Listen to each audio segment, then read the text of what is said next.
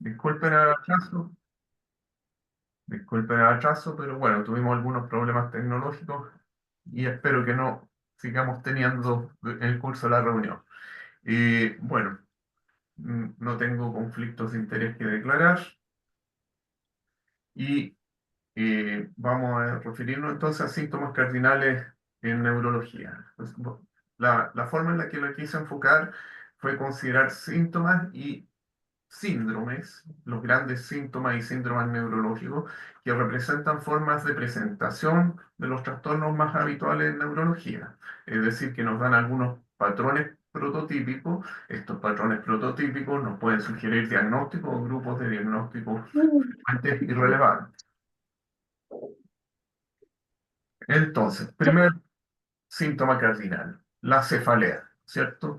Cefalea, aquí lo más importante es diferenciar cefalea primaria versus secundaria y a grandes rasgos como enfrentamiento, sobre todo para el médico general, es pensar cefalea con elementos de alarma o sin elementos de alarma. Y eh, podemos también pensar en la cefalea, voy a mencionar cuatro grandes eh, síndromes prototípicos. Eh, En esto vamos a profundizar un poco más en la siguiente clase, que es la de cefalea, pero aquí solamente les voy a mencionar, tenemos la cefalea focalizada, la cefalea ictal, la cefalea febril, la cefalea por hipertensión endocraniana. Vamos a entrar más de lleno en la clase de cefalea, pero quería darles esa pequeña pincelada, ya que estamos hablando de los síntomas cardinales, y la cefalea es obviamente uno de los síntomas cardinales más frecuentes e importantes.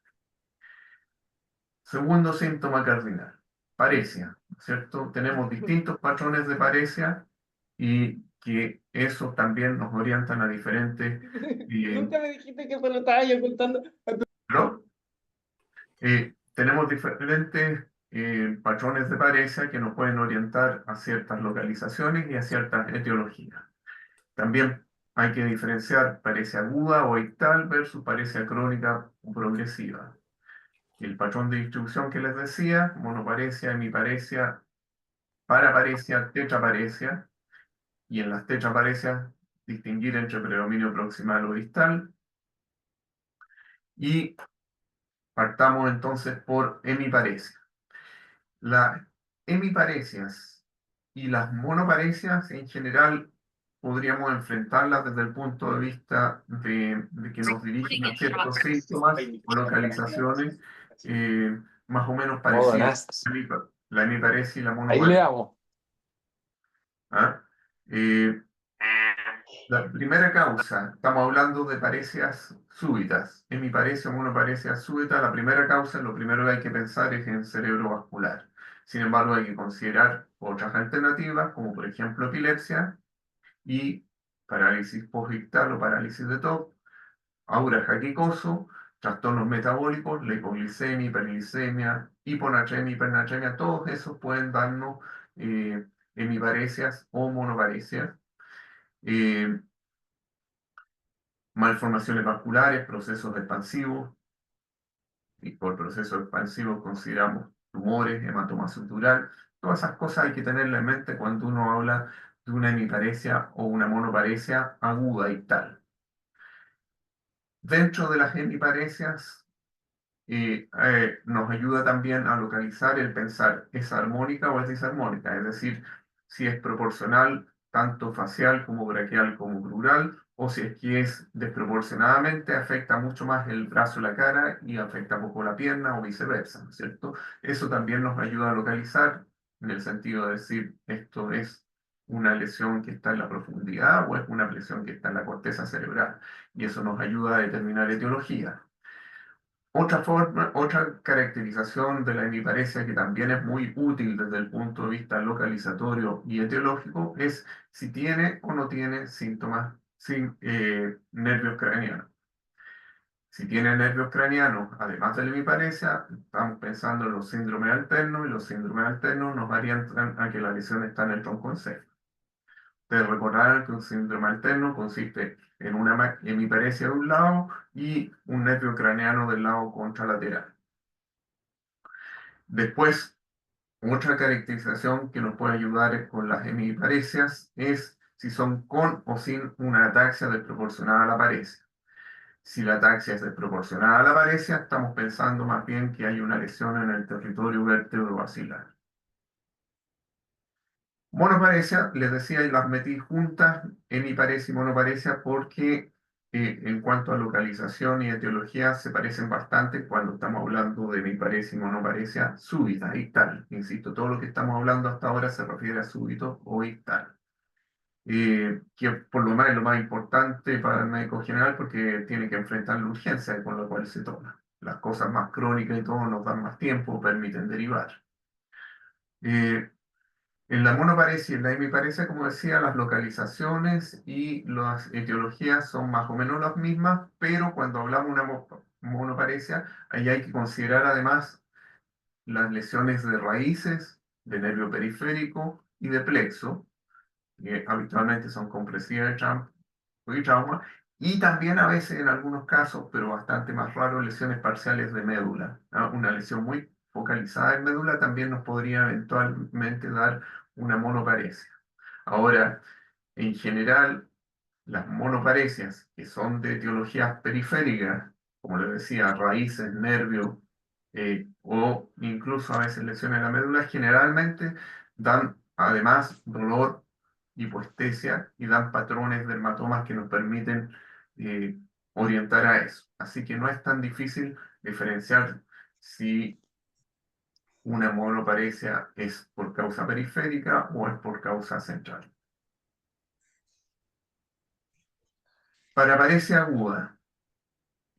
Perdón.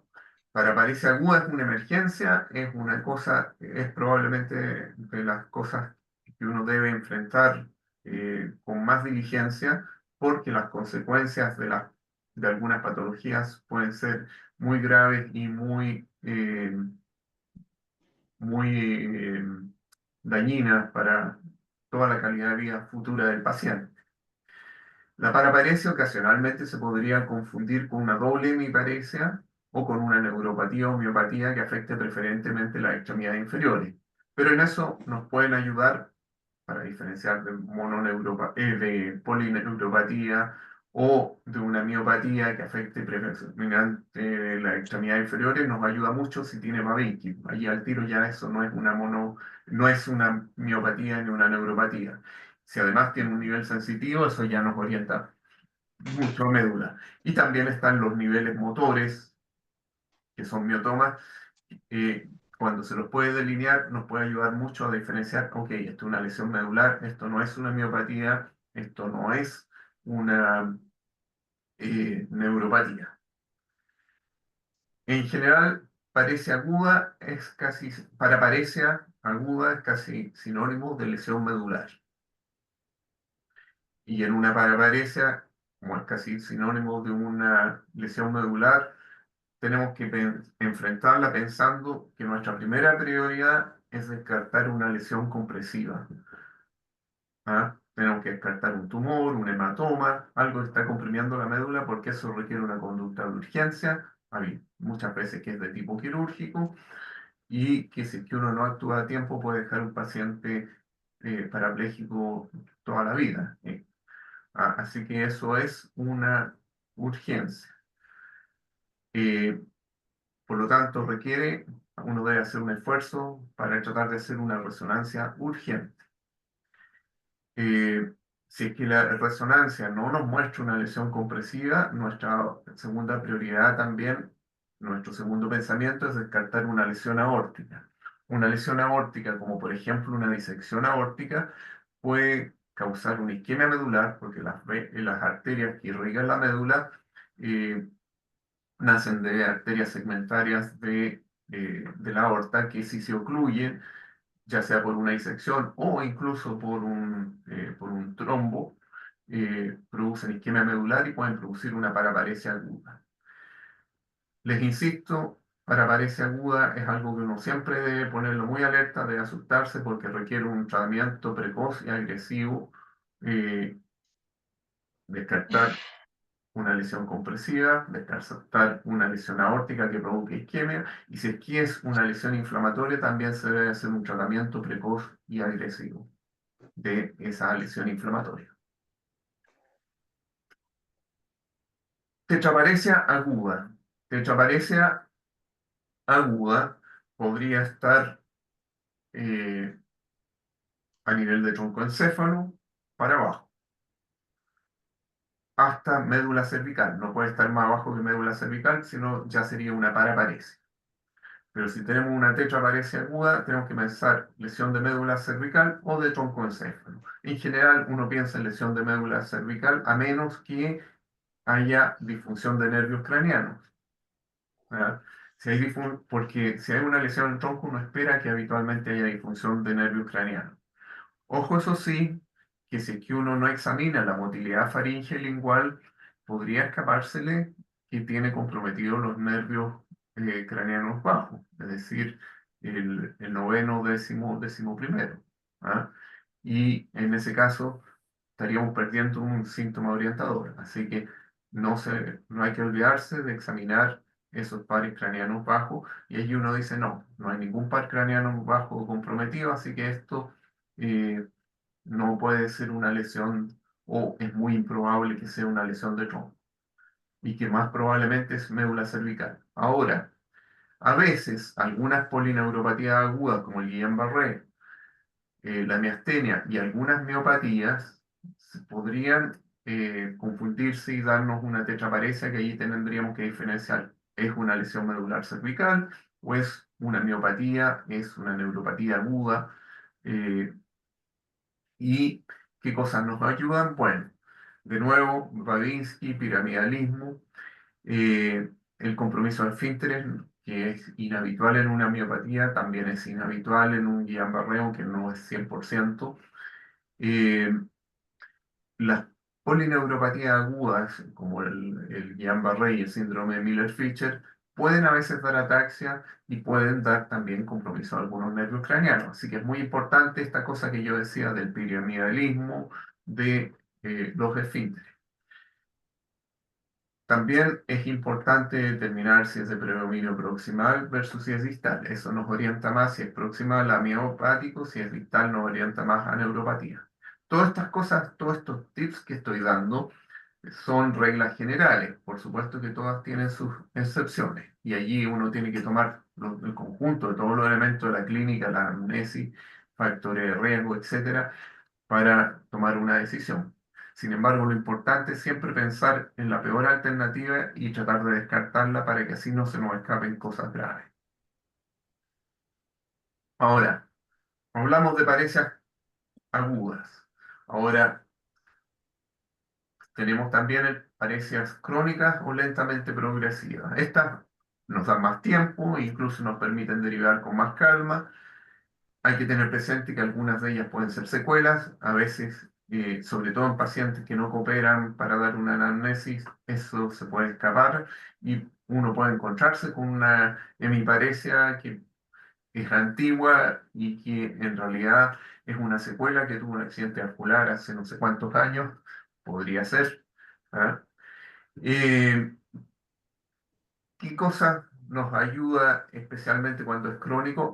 Cuando es crónico es más fácil diferenciar si es que hay un problema a nivel de primera neurona, es decir, de vía piramidal, o si es de segunda neurona o del músculo. Porque cuando es de vía piramidal crónica, habitualmente hay hipertonía, hay hiperreflexia, de nuevo el signo Babin que nos puede ayudar bastante, y cuando la lesión es de segunda neurona, es decir, ya viene a ser nervio, o puede ser el asta anterior de la médula, uno habitualmente encuentra atrofia e hipotonía e hiporreflexia. Ok, ese fue el capítulo, entonces, primer síntoma cardinal, cefalea. Segundo síntoma cardinal, eh, paresia. Tercer síntoma cardinal, disfunción de nervios craneanos. Y describo aquí 5 grupos grandes que podríamos categorizar las más frecuentes e importantes. Alteraciones de la visión, alteraciones de oculomotilidad, alteraciones de la motilidad facial, faríngea o lingual, alteraciones de la sensibilidad facial, vértigo y desequilibrio. Estos son los síndromes más frecuentes a tener presente. En visión, Hay que distinguir si es que el trastorno, el déficit visual es monocular, lo cual nos apunta a que el problema está desde el quiasma hacia adelante, es decir, desde el nervio óptico o el ojo, o si es binocular, afecta a ambos ojos.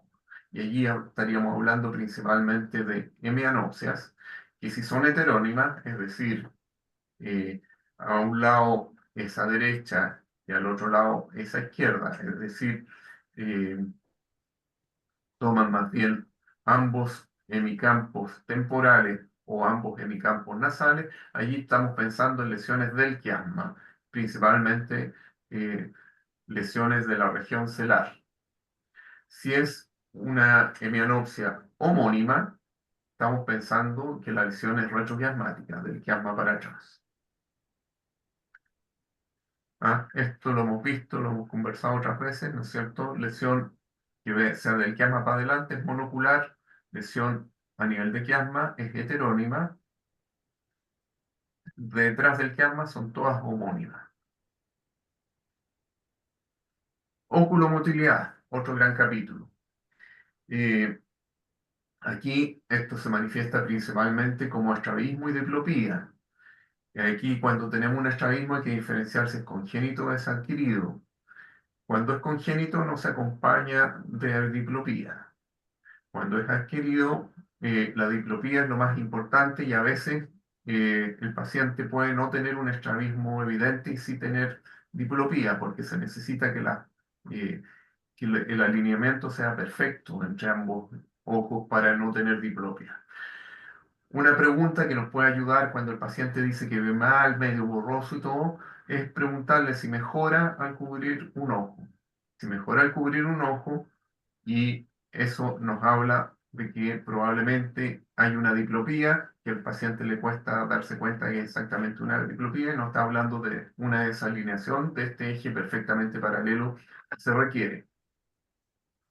Entonces, estrabismo y diplopía, una forma eh, de presentarse de este trastorno de la motilidad. Otras alteraciones podría ser alteraciones de la mirada conjugada, que pueden ser parecias de mirada o pueden ser desviaciones de mirada, y eso nos hablan de una disfunción supranuclear, es decir, que están en la vía que viene antes de los núcleos de los nervios oculomotores, tercero, cuarto, sexto. ¿Mm? Un ejemplo muy clásico y muy importante es la oftalmoplegia internuclear. La oftalmoplegia internuclear nos habla de una lesión del fascículo longitudinal medial y se manifiesta habitualmente como una parálisis del recto medio aislado y muchas veces también tiene un nistagmo del ojo abductor. ¿Ah? Eh, pero básicamente lo clásico, que uno debe siempre plantear que estamos ante una oftalmoplegia internuclear es si el paciente eh, tiene una paresia ¿Ah? de recto Sí, medio en un solo ojo y es lo único que tiene. Otras formas de compromiso de nervios craneanos, alteración en la motilidad facial, faringea o lingual. Aquí un tip de nuevo es que la inervación corticonuclear, es decir, desde la corteza hasta los núcleos respectivos de los nervios que mueven la cara, que mueven la faringe, que mueven la lengua, en mayor o menor grado tiene un poco de representación bilateral. Entonces, si una paresia de estos nervios es muy marcada, suele ser periférica. ¿Y qué se entiende por periférica? Se entiende desde el núcleo hacia distal. Y suele además acompañarse de atrofia. ¿Ah? Eh, si es que un ejemplo muy evidente es con las parálisis faciales periféricas, en las cuales eh, es- son bastante armónicas en cuanto a que se comprometen en un mismo grado el tercio superior y el tercio inferior de la cara. En cambio, las parálisis faciales centrales la apariencia es predominantemente del tercio inferior de la cara. Y esto es por lo que decíamos, la vía córtico-nuclear tiene algún grado de representación en bilateral en ambas cortezas. Entonces, y eso es más evidente, ¿ah? Para el tercio superior de la cara. Si tenemos una lesión a nivel central, es decir, antes del núcleo del nervio facial, que sería periférica del núcleo hacia distal, si tenemos una lesión central, se afecta principalmente el tercio inferior, sin afectarse tanto el tercio superior. En cambio, si tenemos una lesión a nivel periférico, se afectan en forma más o menos armónica el tercio superior y el tercio inferior. Otra forma de presentación, hipoestesia o dolor facial. Hay que ver si el dolor está circunscrito a la cara. Si está circunscrito a la cara, habitualmente es periférico. Hay que fijarse si sigue los territorios de las ramas del trigémino y si tiene eh, una distribución que sigue las ramas del trigémino o si la distribución es en tela de cebolla. Si es en tela de cebolla, como se ve aquí, esto nos habla más bien de lesiones del núcleo eh, caudal a nivel de tronco del nervio trigémino. En cambio, si sigue el territorio de las ramas, esto nos habla de que la lesión es periférica a esto, está a nivel del ganglio de Gasser hacia distal, que el ganglio de Gasser es decir, está extrapuntino. ¿Se entendió esto de la distribución, no? Distribución por las ramas del trigémino nos dice que la lesión es periférica. Si es en tela de cebolla, nos habla de que es a nivel intratronco, a nivel de núcleo caudal del trigémino. Otro gran síndrome que les va a tocar a todos, si es que trabajan algún tiempo en médicos generales, es el vértigo y desequilibrio. Y este es un problema frecuente y que siempre tenemos que tener presente que aquí lo importante es diferenciar patología grave intracraneana, especialmente una isquemia vertebrovascular que nos impone una aguda, no impone una urgencia. ¿Ah? Eh, la presencia de sensación vertiginosa, de náusea, de si es postural, si las pulsiones son estrictamente unilaterales, pulsiones me refiero hacia dónde se carga el cuerpo. Si tiene síntomas cocleares, las características del nixtambo, el contexto, la asociación con otros síntomas y signos, como disfagia, disfonía, disartria, diplopía, paresias, hipoestesia, son todas cosas que nos ayudan a diferenciar si es que esto es un vértigo periférico o si es un vértigo central. Y nuestro gran fantasma, como les decía, es la isquemia vertebrovascular. Hay otras causas también de vértigo agudo de tipo central, pero esa es nuestra principal preocupación. Cambio de síndrome, compromiso de conciencia. Podemos diferenciar dos grupos. Alteraciones de la alerta, es decir, de mantener los ojos abiertos y de reaccionar, de tener reactividad al medio, que eso lo podríamos llamar compromiso de conciencia cuantitativo. Y otro es alteraciones de la atención y el contenido mental. Allí hablamos de compromiso de conciencia cualitativo y también de delirio. Los mecanismos del compromiso de conciencia son dos. Uno, disfunción de la formación reticular activante, que se manifiestan predominantemente por alteraciones de tipo cuantitativo o disfunción difusa de la corteza cerebral, que se presenta de cualquiera de las dos maneras, habitualmente cuantitativa o cualitativa. ¿Ah? Un recordatorio entonces, la formación reticular activante activa la corteza en forma difusa y si tenemos alteración a nivel de la formación reticular activante, principalmente comprometen el alerta, dan alteración cuantitativa. Si tenemos compromiso difuso, puede ser cuantitativa o cualitativa. Eh, si tenemos algún compromiso de conciencia, como le decía, están estos dos mecanismos y estos dos mecanismos pueden responder a una disfunción primariamente encefálica, que las lesiones pueden estar difusamente en la corteza o puede estar en el troncoencéfalo, en el tálamo, o puede estar en áreas específicas de la corteza, por ejemplo, unión temporoparieto occipital, ¿ah? Eh, Tenemos entonces disfunción primariamente encefálica, pero también, y muchas veces, sobre todo cuando estamos hablando de trastornos cualitativos, aunque también pues, los trastornos cuantitativos, se pueden deber a trastornos sistémicos. ¿Ah? Siempre que tenemos compromiso de conciencia hay que pensar importantemente como causas o por lo menos como contribuyente a trastornos sistémicos. Entre esos están trastornos hemodinámicos que pueden provocar síncope o un compromiso eh, más permanente y si son lo suficientemente prolongados pueden provocar encefalopatía hipóxico isquémica con ya daño directamente también del encéfalo, alteraciones de la glicemia, de los electrolitos, disfunción de órganos, el uso de droga y su privación, infecciones sistémicas. Hay que tener presente todas esas cosas cuando uno tiene un paciente con el compromiso de conciencia. Hay que, como le decía, compromiso de conciencia hay que ver, podrían estar las lesiones primariamente en el encéfalo o podrían estar sistémicamente y afectando indirectamente al encéfalo. Pistas semiológicas que nos ayudan a diferenciar un poco si la lesión es primariamente encefálica o si la lesión es sistémica, disfunción de órgano, todas esas cosas que he mencionado. Bueno, nos ayudan la presencia de signos focales. ¿Ah? La presencia de signos focales en general nos apunta más a lesión primariamente encefálica, aunque ocasionalmente también trastornos metabólicos, trastornos sistémicos pudieran darnos. Estas son reglas generales.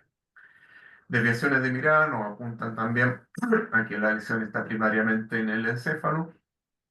Alteraciones de pupilas, sobre todo la anisocoria o las pupilas puntiformes, nos apuntan a pupilas a que hay un daño de puente en ese caso. La presencia de signos piramidales, sobre todo la asimetría. La asimetría yo diría que es muy sugerente de que la lesión está primariamente en el encéfalo, pero también a veces trastornos metabólicos nos pueden dar trastornos asimétricos. Así que todas estas son reglas generales, no son así una cosa, ya, tiene una hemiparesia que es muy marcada este lado y al otro lado no tiene, entonces podría incluso ser metabólico, pero es mucho más probable que sea primariamente cerebral.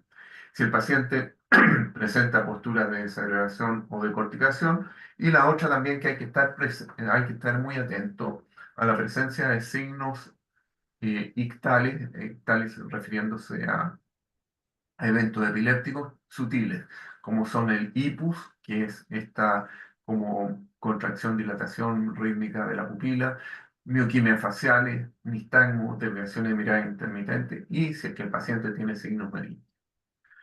¿Qué cosas al revés orientan más a etiología sistémica, a trastornos metabólicos? La presencia de mioclonías multifocales, la presencia de asterixis y que el examen neurológico sea muy simétrico. Son cosas como que de nuevo nos orientan, nos dan pistas en un sentido u en otro. Otro síntoma cardinal, crisis epiléptica. Recordemos que crisis epiléptica vendría a ser cualquier disfunción neurológica debida a descargas neuronales y hipersincrónicas patológicas. Si es que estas disfunciones neurológicas además son espontáneamente recurrentes, se habla de epilepsia. Y subrayo espontáneamente recurrente, porque allí, como hablábamos, están las crisis reactivas, que pueden ser secundarias, por ejemplo, un trastorno metabólico. Y eso no es epilepsia, son crisis provocadas, reactivas. Ahora, el fenómeno en sí es el mismo, la diferencia es que no son espontáneamente recurrentes cuando son reactivas. Las crisis epilépticas tienen muchísimas manifestaciones, son tan variadas como funciones tiene el cerebro, es decir, pueden ser síntomas psíquicos, sensitivos, motores, etc. Generalmente las manifestaciones epilépticas son de tipo positivo, pero también existen eh, manifestaciones negativas o inhibitorias, que son mucho menos frecuentes. ¿Cuál es el elemento semiológico clave para pensar en crisis epiléptica? Son eventos, disfunciones neurológicas estereotipadas y breves. Breve se entiende por segundos a pocos minutos.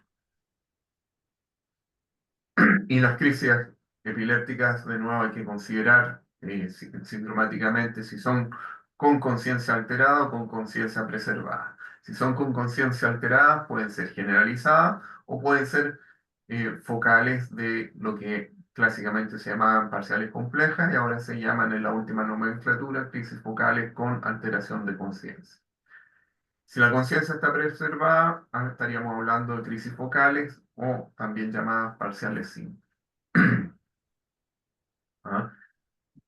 Si es que eh, tenemos un evento generalizado, está comprometida la conciencia. Si el evento está focal, puede estar preservada la conciencia, pero si afecta un área lo suficientemente extensa de corteza, también puede comprometerse la conciencia, principalmente en forma cualitativa más que cuantitativa.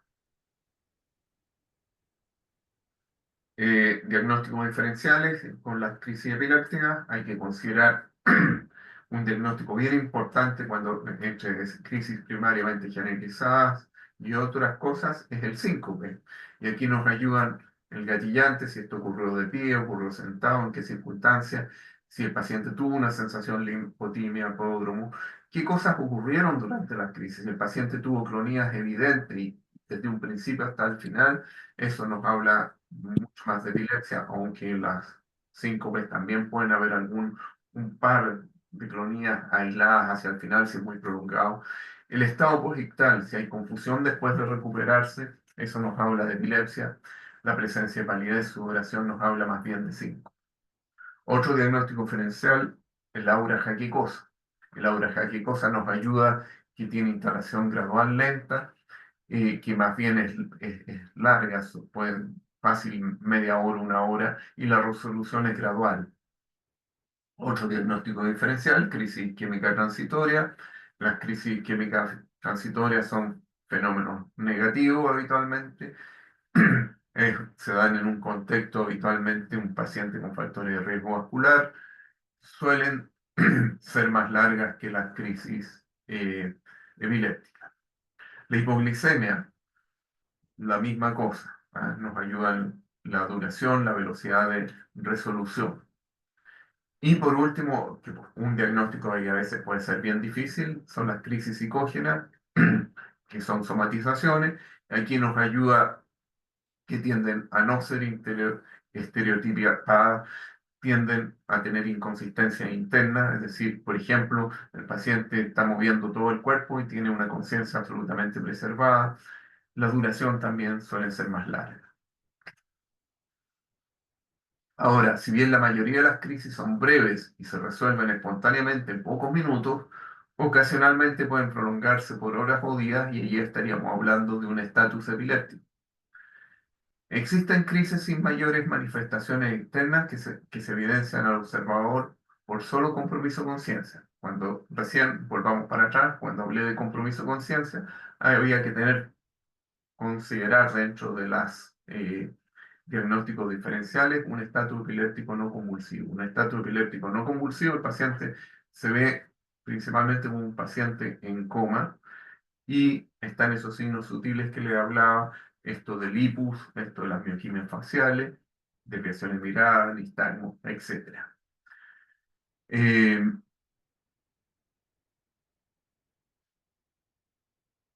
Deterioro cognitivo, ese es otro gran síndrome.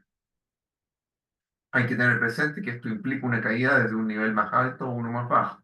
Si el paciente siempre ha tenido un nivel cognitivo bajo, eso no es deterioro cognitivo. Eso podría ser retardo mental, otro tipo de patología. Pero deterioro cognitivo implica una caída desde un nivel más alto a uno más bajo. Y también implica descartar que esté cursando en un delirium o una patología psiquiátrica cuando uno encontró esa caída en el nivel cognitivo. Más frecuentemente se afecta la memoria, pero se puede afectar predominantemente cualquier dominio cognitivo. Clásicamente se hablaba que para hablar de deterioro cognitivo se necesitaban dos dominios, pero en realidad eso ha ido cambiando en el último tiempo y se acepta también un solo dominio siempre y cuando afecte la autovalencia del paciente. La severidad del deterioro cognitivo va desde una queja subjetiva de memoria o de otro tipo, hasta el otro extremo que es la demencia, y actualmente se la llama más bien deterioro cognitivo mayor. El término demencia es un poco feo, suena peyorativo, así que se tiende a hablar más bien de deterioro cognitivo mayor, pero son lo mismo. Entonces, un paciente que se presenta con deterioro cognitivo, hay que primero determinar si el paciente está cursando con alguna patología psiquiátrica, como depresión, psicosis, determinar si es que este deterioro cognitivo ocurre solo en el contexto de un delirium. No es raro que los pacientes con deterioro cognitivo tengan una disminución de la reserva cognitiva y ante ciertas normas presenten un delirium, ¿ah? Pero si es que el paciente solamente durante los episodios de delirium tiene disminución cognitiva, entonces eso no es un deterioro cognitivo, son delirium a repetición. Probablemente nos digan que va a terminar en algún momento desarrollando un deterioro cognitivo. Hay que buscar pistas que orienten a causas reversibles o detenibles, porque hay deterioros cognitivos que son reversibles o por lo menos detenibles, y hay otros que desgraciadamente continúan su curso y que eh, tenemos pocas cosas que ofrecer. Dentro de las causas reversibles o detenibles hay que considerar vascular, hematoma subdural, hidrocefalia, tumor, hipotiroidismo, déficit vitamínico, fármaco, disfunción de órganos. Un caso particular especialmente importante en el cual uno debe ser muy proactivo en el estudio es en el caso del deterioro cognitivo rápidamente progresivo. Es decir, que en cosa de pocos meses el paciente de estar normal va cayendo en una demencia. Y aquí hay que hacer un estudio rápido y agresivo. Uno siempre se plantea el diagnóstico de Creutzfeldt-Jakob, que es una enfermedad priónica, que es muy mala, que no tenemos en estos momentos tratamiento, pero hay que pensar en otras alternativas que sí son tratables, como las encefalitis autoinmune y paraneoplasias vasculares, especialmente considera vasculitis, paciente con crisis no convulsiva, acuérdense, eso se podría presentar como coma, pero también a veces se podría presentar como deterioro cognitivo, procesos expansivos como hematomas subdurales y tumores, infecciones, eh, causas inflamatorios. Son todas cosas que hay que considerar en el estudio de un paciente con un deterioro cognitivo rápidamente progresivo.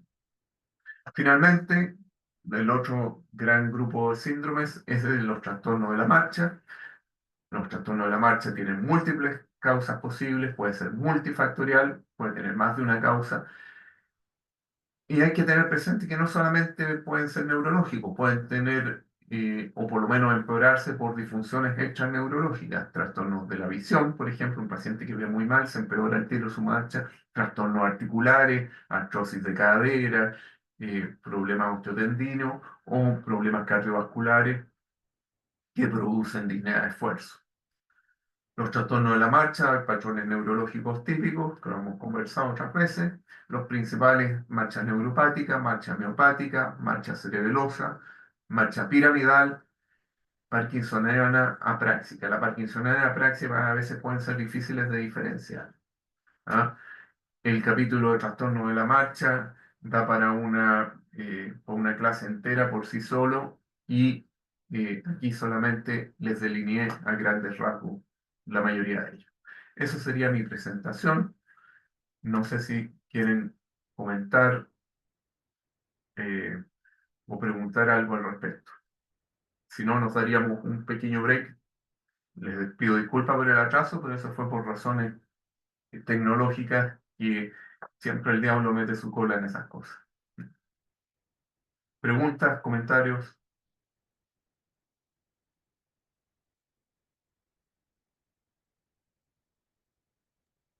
A mí me hicieron una pregunta por el chat. Me Sí, preguntan si, o sea, me dicen que no les quedó claro que si sospechando de una polineuropatía aguda, el compromiso de esfínteres y piramidalismo la descarta, o más bien la orienta a una polineuropatía aguda como un síndrome de Guillain-Barré. claro, no, no. Piramidalismo y compromiso de esfínteres son inhabituales en el Guillain-Barré. Piramidalismo no es esperable, prácticamente descarta un Guillain-Barré. No lo descarta absolutamente, pero lo hace muy improbable. El compromiso de esfínteres lo hace improbable también, aunque a veces no es tan raro tener compromiso de esfínteres en un Guillain-Barré. Recuerden que todas estas cosas uno se maneja con un poco en términos de probabilidad. Son pocas las cosas que son 100% sí, 100% no. ¿Ah? Acuérdense, en medicina los siempre y los nunca prácticamente no existen. Gracias. Me llegó otra pregunta. Preguntan que si en la definición de crisis epilépticas, ¿cómo es la definición de crisis espontáneamente recurrente? A ver, eh, es lo mismo que una crisis, o sea, una disfunción neurológica episódica secundaria a una descarga neuronales sincrónicas, hipersincrónicas patológicas, pero que recurren, vuelven a ocurrir sin que haya ninguna cosa externa que las gatille. Por ejemplo, eh, sin, que no- cosas que provocan crisis y que no son epilepsia, son hipoglicemia, un traumatismo encefalocraniano en la fase aguda, en las primeras 24 horas o incluso en la primera semana, eh, una privación de droga, el uso de una droga. Cuando no hay ningún factor gatillante, ningún factor externo y se repiten en forma espontánea, allí hablamos de epilepsia. En las condiciones que le dije yo, de crisis provocada, si es que no ocurre, si no se repite el factor que la provoca, entonces no son espontáneamente recurrentes y serían reactivas. No sé si quedó claro.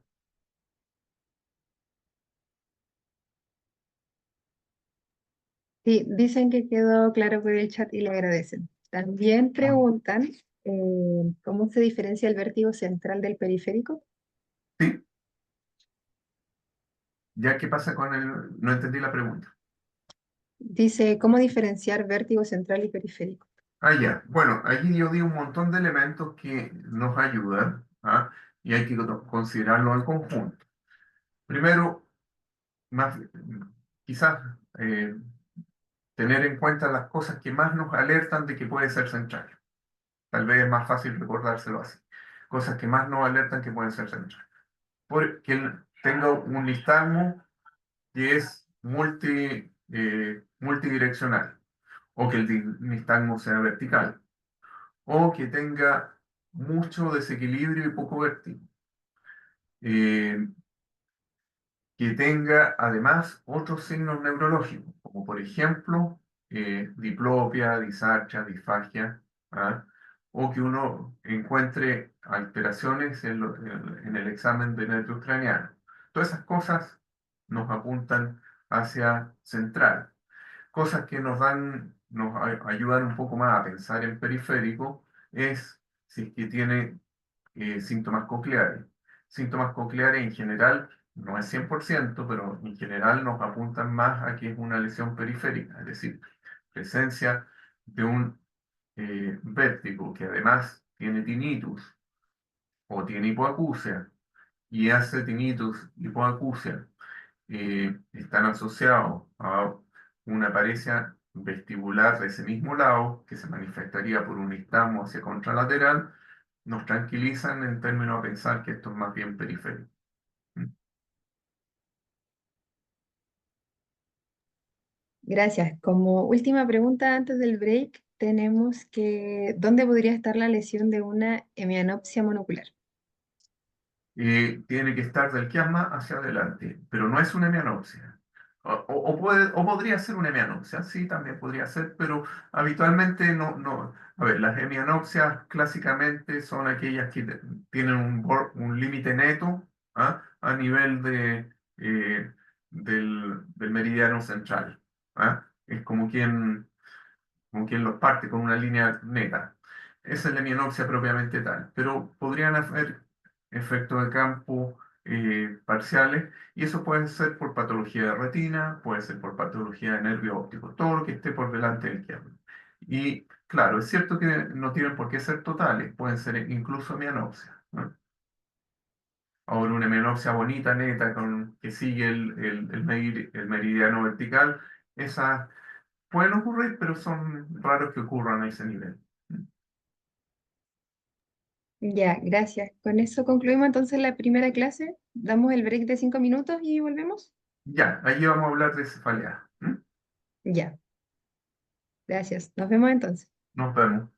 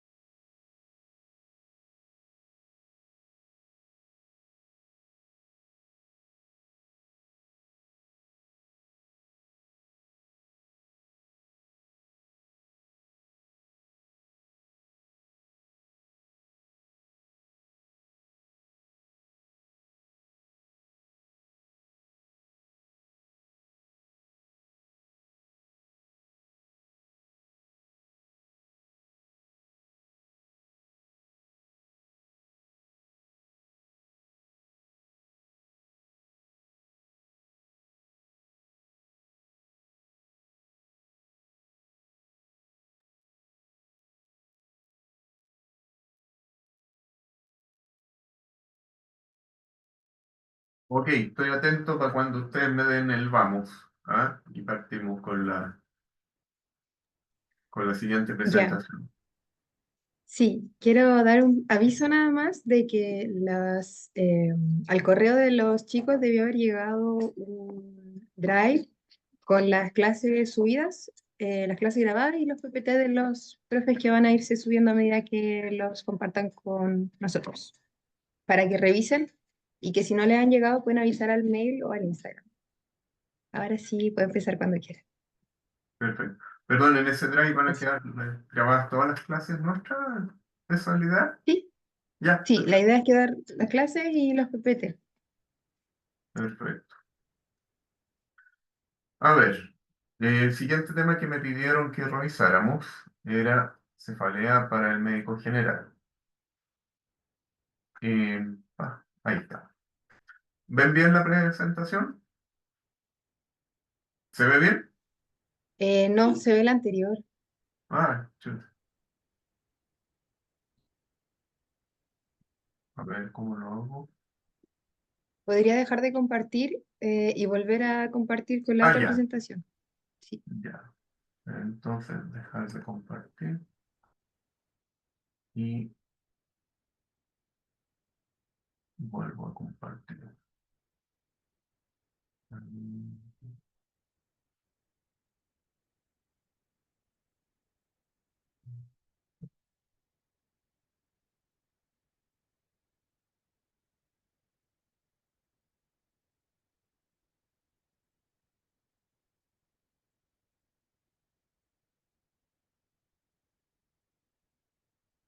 ¿Ahí se ve?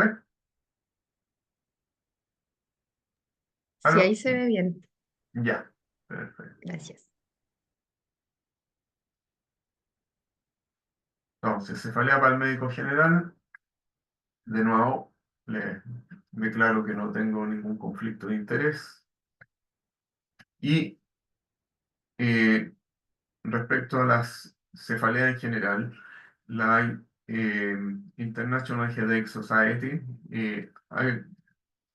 se dedica a este tema y las ha clasificado en tres grandes grupos, que es cefaleas primarias, cefaleas secundarias y después dolor por neuropatías craneanas y otros dolores faciales.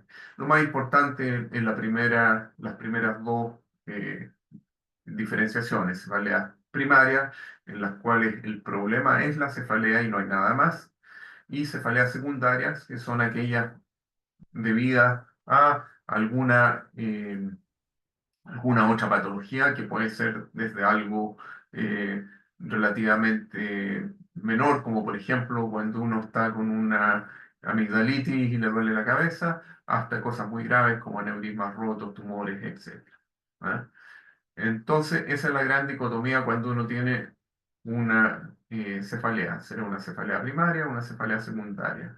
Ahora, dentro de cada grupo, eh, podemos ver que hay una variedad bien grande. Dentro de las primarias, las más comunes son las jaquecas y las cefaleas de tipo tensional, pero después están un grupo que se llama las trigémenos autonómicas y después un grupo bastante grande de otras cefaleas que incluyen cosas como, por ejemplo, la cefalea por estímulo frío o cefalea de los helados. ¿Ah? Eh, es bastante heterogéneo, cefalea del ejercicio, cefalea toxígena, etcétera. El grupo que más nos preocupa es el de las cefaleas secundarias, que como decía, pueden haber causas relativamente menores a causas graves. Les decía, por ejemplo, en relación a una meningitis, pero también a una amigdalitis, que uno tiene fiebre sí, y tiene dolor de cabeza, pero también puede haber una meningitis. Puede haber trastornos graves, roturas arteriales, disecciones, etcétera. Así que la cefalea es un gran síndrome, es un saco importante y que hay que tener presente, de nuevo, el médico general de prestar especial atención a que no se le vayan a escapar causas graves de cefalea. Un poco de fisiopatología. El parénquimo encefálico no es sensible al dolor y por eso es posible la craniotomía vigil. ¿Ah? No sé si ustedes saben que En algunas operaciones, al paciente, después de que se le ha abierto el cráneo y se le ha puesto anestesia local a las estructuras del cráneo, el paciente se lo despierta y con su encéfalo al aire se puede estar operando una determinada área del cerebro con el fin de detectar si es que eh, uno está llegando a un área que controla alguna función importante, entonces uno no quiere dejar al paciente hemipléjico. Entonces va viendo, estimula la zona del cerebro y dice, esta zona produce movimiento en el brazo, esta zona no la voy a cortar cuando estoy tratando de sacar un tumor, por ejemplo. ¿Mm? Es decir, el parénquima encefálico no es sensible al dolor. ¿Qué es lo que duele cuando duele el dolor de cabeza? Bueno, las estructuras sensibles al dolor son la dura madre, los senos venosos, los grandes vasos craneanos o los medianos, los vasos pequeños, no. La piel, el tejido subcutáneo, los músculos extracraneanos, el periósteo, esas son las cosas que duelen en la cabeza. El cerebro en sí, no. No sé si ustedes vieron alguna de las de estas películas de, ¿cómo se llama? El doctor Lecter. ¿Ah? Hay una escena famosa que lo mostraban ahí cuando le daba a comer a su propio cerebro a una persona. ¿Ah? Lo tenía despierto. ¿Es posible tener una persona despierta con el cerebro y estarlo cortando y sin que le duela? Eh, Hannibal Lecter. Eh, entonces, nos interesan diferenciar cefaleas primarias de cefaleas secundarias, las causas graves, tumores, trauma, inflamación, etc. Las cefaleas secundarias habitualmente duelen porque deforman o irritan a las meninges o a los grandes vasos intracranianos. Las cefaleas primarias, al revés, no, su patogenia no está tan clara, pero la hipótesis actual, principalmente para la jaqueca, es que se irritan las meninges en forma directa por activación del sistema trigémino vascular, del cual vamos a hablar en un rato más, y producen una inflamación neurogénica. También, en algunos casos, sobre todo ya en las trigémino autonómicas y en las extensionales, hay un tema de desbalance en los sistemas moduladores de dolor y una activación hipotalámica que el hipotálamo modula el dolor. Acuérdense que el dolor tiene también una vía de vuelta que tiende a atenuarlo, ¿no? Entonces, cefaleas primarias, cefaleas secundarias, lo que más nos interesa es descartar causas graves de cefalea secundaria. Y para eso podríamos enfocarlo cefalea con o cefalea sin elementos de alarma.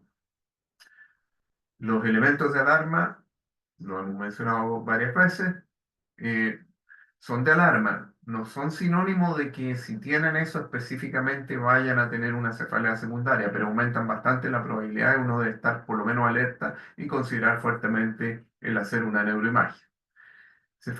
Estos signos de alarma son inicio tardío, es decir, una persona que no sufría de cefalea y que después de los 30 años empieza a sufrirla, instalación ictal, es decir, brusca, vamos a hablar un poco de las cefaleas ictales, progresiva, va aumentando cada vez más en intensidad o en frecuencia, refractaria, cambio de carácter, antecedentes de tener un cáncer o un SIDA y empezar a desarrollar una cefalea, uno debe pensar, oye, esto no vaya a ser una metástasis o esto no vaya a ser una infección oportunista. Y por supuesto, si tienen otros síntomas asociados, una cefalea con síntomas cognitivos, con déficit focales, crisis epiléptica, yo creo que cualquiera al tiro considera que es un elemento de alarma. Ahora, dentro de las cefaleas hay algunos grandes síndromes de cefalea que los mencioné a grandes rasgos cuando hablábamos de síntomas cardinales y los podríamos resumir en cuatro principalmente: la cefalea focalizada, la cefalea ictal, la cefalea febril y la cefalea por hipertensión endocraniana. La cefalea focalizada se refiere a que no duele toda la cabeza, sino que tiende a doler, por ejemplo, una mitad de la cabeza, eso es muy clásico de la jaqueca, o que tiende a doler periocular o una zona específica. Entonces, generar la cefalea focalizada ocurre principalmente en las cefaleas primarias, jaqueca, la clúster, existe la cefalea tensional, la numular, la cefalea en picahielo, son todas cefaleas primarias. O si es que no son cefaleas primarias, en general eso nos habla de una lesión bien localizada, una lesión de nervio craneano o de las estructuras craneanas o cefálicas que duelen. Como mencionábamos, podría ser el periósteo, la musculatura subcutánea o la meninge subyacente. Y aquí nos ayuda mucho también a veces a determinar si es que hay una patología local, el palpar la zona y ver si es que eso provoca hipoestesia, disestesia, o si es que uno derechamente uno podría tocar así como un cototo, un aumento de volumen. ¿Mm? Así que cefalea focalizada hay que pensar principalmente en primaria, pero también podría ser una patología local. Hay que palpar la zona, ver si es que hay zonas de hipoestesia, disestesia o si es que hay realmente un aumento de volumen. Son cosas que no hay. Una cefalea muy preocupante que uno debe estar, ah, asustarse mucho, considerarla con mucha seriedad, es la cefalea ictal. En inglés se llama thunderclap. Eh, Se define por cefalea ictal aquella que alcanza el máximo de intensidad en 1 a lo más 2 minutos y que se mantiene por más de 5 minutos. Es intensa, habitualmente la peor en la vida, habitualmente oroclande.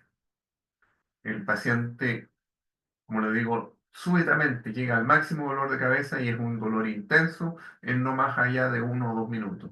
Algunos lo describen como quien le hubieran pegado un palo en la cabeza. La cefalea ictal al tiro nos debe pensar, en primer lugar, en cosas serias y en primer lugar dentro de esas cosas serias en la rotura de un aneurisma u otra hemorragia intracraneana.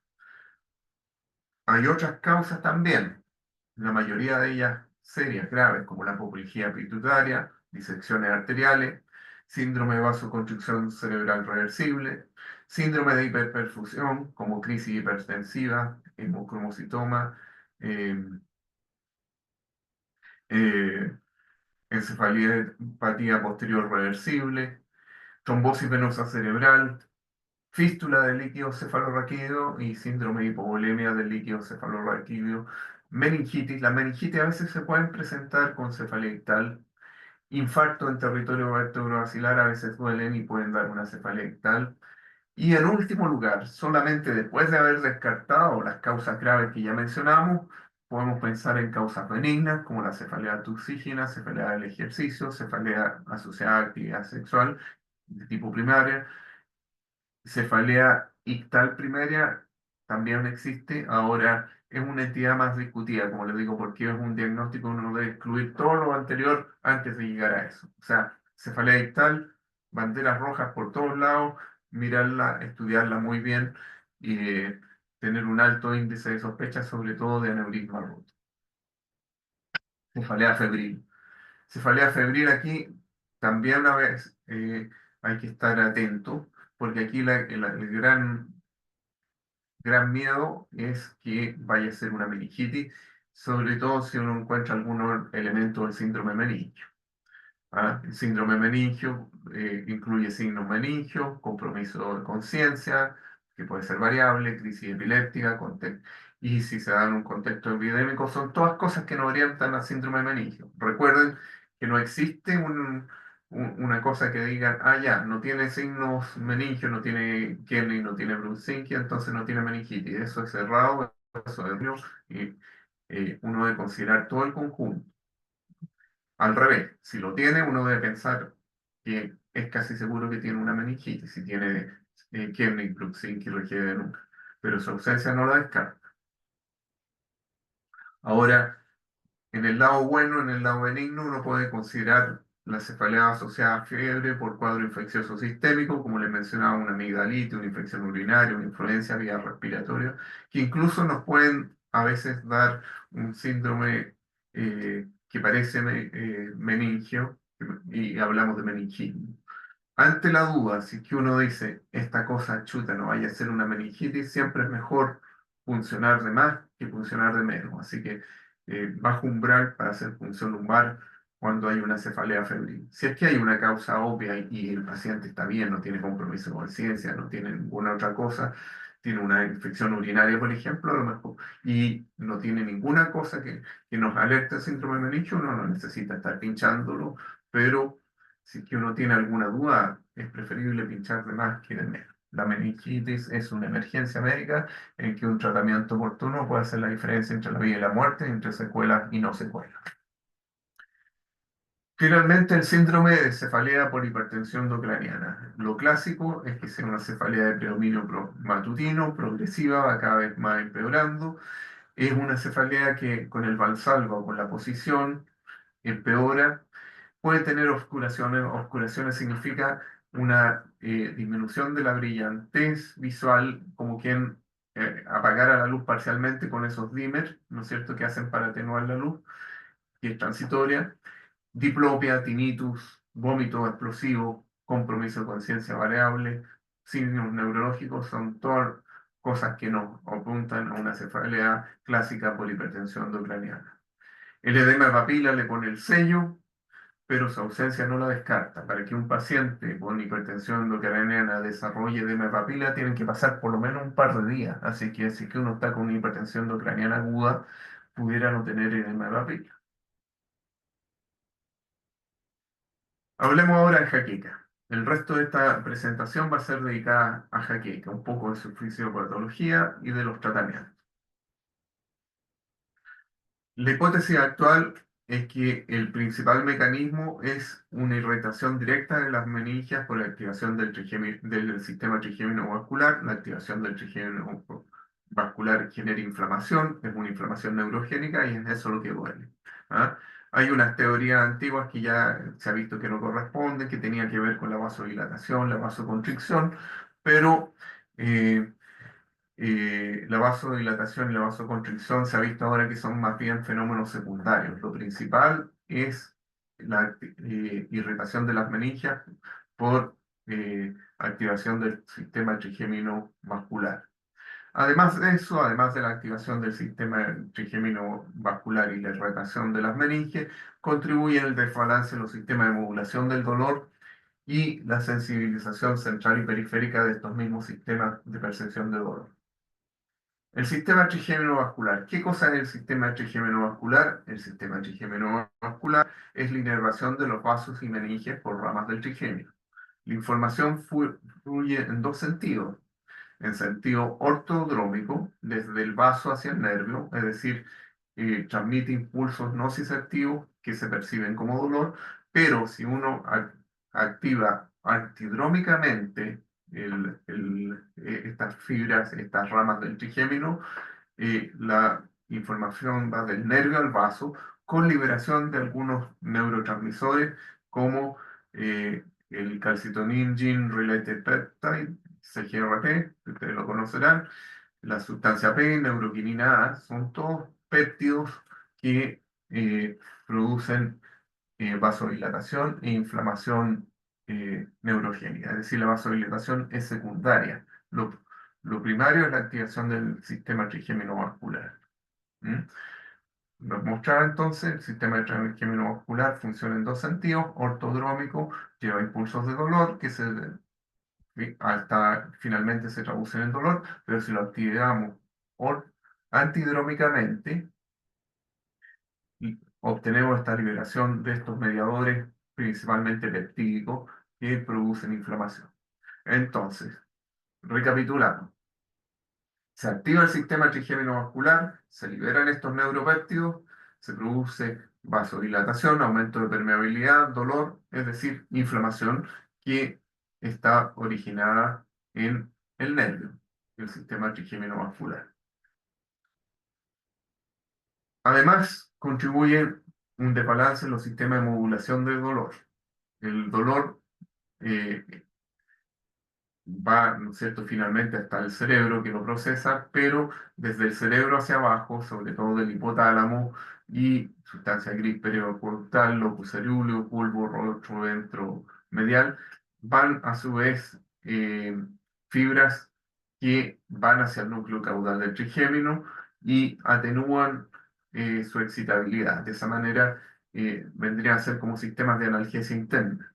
Entonces, la jaqueca, este balance entre la analgesia interna y el dolor está alterado y favorece que el sistema sea más excitable. Y esa mayor excitabilidad es lo que llamamos sensibilización. La sensibilización puede ser periférica y central. Periférica, bueno, estos mismos mediadores inflamatorios, ¿no es cierto?, que se liberan con la conducción antidrómica, eh, sensibilizan para que haya inflamación. Esa inflamación hace que las fibras sean más sensibles a los estímulos nociceptivos, entonces hay más dolor. La sensibilización central ocurre principalmente a nivel del núcleo caudal del trigémino eh, y es por una falla de los sistemas o una disminución de los sistemas de modulación que les hablaba, que son descendentes, eh, principalmente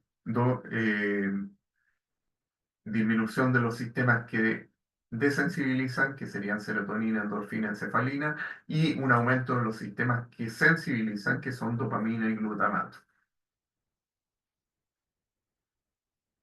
Entonces, la hipótesis actual de la jaqueca, el principal mecanismo se irritan directamente las meninges por activación del sistema trigémino vascular que produce una inflamación neurogénica. Y como contribuyentes, un desbalance en los sistemas de modulación del dolor y una sensibilización tanto a nivel central como periférico. Ahora, ¿cómo se activa el sistema trigémino vascular? Decimos, ya, el problema es que se activa el sistema trigémino vascular y genera inflamación, pero ¿qué es lo que lo activa? Bueno, la evidencia actual apunta que dicha activación del sistema trigémino vascular se produce por fenómenos corticales, especialmente por el fenómeno que se llama de depresión propagada. En buenas cuentas, el fenómeno inicial de un ataque de jaqueca se produce en la corteza cerebral. ¿Ah? Ese es el primer fenómeno. Esto que ocurre en la corteza cerebral activa el sistema trigémino vascular y finalmente produce la inflamación neurogénica. ¿Qué cosa es la depresión propagada? La depresión propagada es una depolarización masiva, rápida y casi completa de las neuronas, con redistribución de iones entre el intra y extracelular, lo que produce una depresión de la actividad eléctrica neuronal y se propaga como una onda lentamente que recorre unos 2 a 4 milímetros por minuto.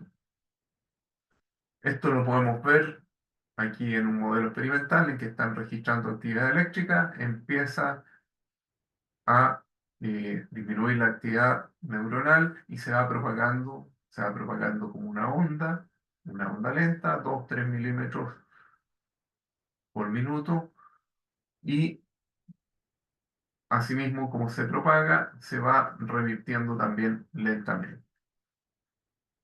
Por eso es lo típico del aura de la marcha, que tiene una marcha que es lenta, ¿ah? Y también la resolución del aura también es lenta. No es una cosa brusca y tal como ocurre, por ejemplo, con una isquemia o con una crisis epiléptica. ¿Qué cosas gatillan la depresión propagada? Se puede gatillar por trauma, por neurotransmisores excitotóxicos, principalmente glutamato, por potasio extracelular. Acuérdense que se produce la misma depresión propagada, produce una liberación de potasio hacia el extracelular, se cambia la distribución iónica y eso favorece a la corteza que está al lado que tenga también otro fenómeno de depresión propagada y se va propagando. Bueno, la estimulación eléctrica también lo puede producir, la falla energética local también lo puede producir. El aura, como les decía, el aura de Jaquecoso tiene como probable sustrato la depresión propagada. ¿Y qué argumentos nos permiten decir eso? Bueno, la velocidad de propagación del aura es concordante con la velocidad de propagación de la actividad eléctrica a nivel de la corteza. Hay un correlato con PET y con magnetoencefalografía también que nos muestran que durante los fenómenos de aura se produce una onda de despolarización disminución de presión de la actividad eléctrica y de la actividad metabólica concomitante. ¿Ah? Así que el fenómeno entonces inicial es lo que en una paciente con jaqueca con aura sería el fenómeno de depresión propagada. La depresión propagada activa el sistema trigémino vascular. Eh, Ahora, en los pacientes sin aura se ha encontrado también eh, por magnetoencefalografía, por PET, fenómenos parecidos a los que se encuentran en los pacientes con auras que también nos muestran que son concordantes con una depresión propagada. Hay pacientes que tienen trastornos iónicos similares, perdón, hay pacientes que tienen enfermedades familiares congénitas que son las migrañas hemipléjicas. Estos pacientes tienen trastornos en los canales iónicos y eh, pro- es- estos alteraciones en los canales iónicos producen hiperexcitabilidad cortical y favorecen la depresión propagada. Los jaquecosos además tienen mayor susceptibilidad para desarrollar depresión propagada, eso es algo que también se ha visto. Tienen una corteza hiperexcitable que lleva a que se provoque este fenómeno. Nueva recapitulación. La actividad neuronal anormal, la depresión propagada, que es responsable de la aura jaquecosa, aunque también se puede ver en pacientes sin aura, produce una activación del sistema trigémino vascular. La activación del sistema trigémino vascular produce liberación de neuropéptidos inflamatorios. La inflamación neurogénica, a su vez, produce dolor de cabeza. Esto nos habla entonces de varios blancos terapéuticos. Blancos para controlar los ataques, blancos para obtener profilaxis. Acuérdense que el tratamiento de la jaqueca tiene dos patas.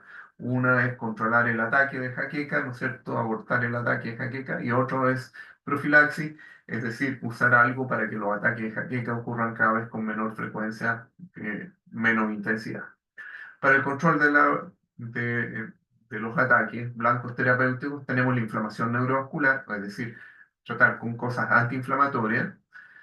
Tenemos la activación de los terminales trigeminales para evitar que liberen estos péptidos inflamatorios y también para evitar que se exciten en sentido ortodrómico y lleven dolor. La actividad del núcleo trigeminal caudal, eh, y en buenas cuentas está transmitiendo dolor eh, hacia vías superiores, y los sistemas moduladores de dolor. ¿Ah? Podemos favorecer los sistemas que eh, tienden a desensibilizar, serotonina, encefalina, y podemos inhibir los que tienden a excitar, glutamato, dopamina.